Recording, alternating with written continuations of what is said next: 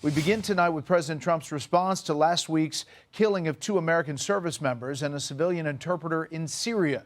Secretary of War Pete Hegseth calls new airstrikes tonight in Syria a declaration of vengeance against ISIS terrorists. We have Fox team coverage on the breaking story. Trey Yanks is in Tel Aviv with reaction to the strikes, and Chief National Security Correspondent Jennifer Griffin starts us off with what we know here in Washington. Good evening, Jennifer. Good evening, Brett. A senior U.S. official tells Fox the U.S. military has struck more than 50 ISIS targets in the past 2 hours following the president's order to, quote, hit them hard after the killing of 3 Americans Saturday, 2 members of the Iowa National Guard and their civilian translator, by a member of the Syrian security forces. U.S. Central Command launched a massive strike on dozens of ISIS targets in an operation called Operation Hawkeye Strike.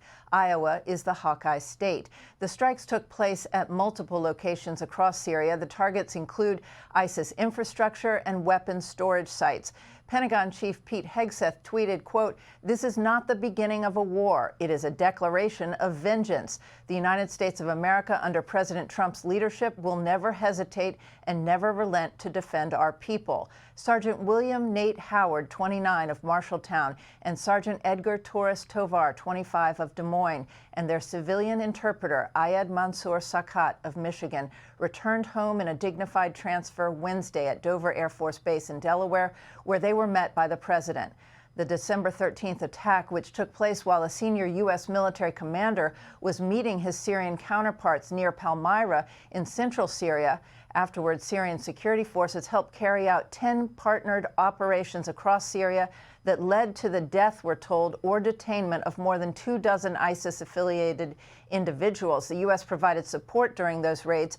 Those raids, Brett, led to the confiscation of electronics and individual interviews that resulted in the intelligence used for this operation to locate potential targets. A CENTCOM review is ongoing into the exact affiliation of the Syrian gunman who joined the security forces just 2 months before. The gunman was in the process, Brett, of being removed from the Syrian military for suspected jihadist ties.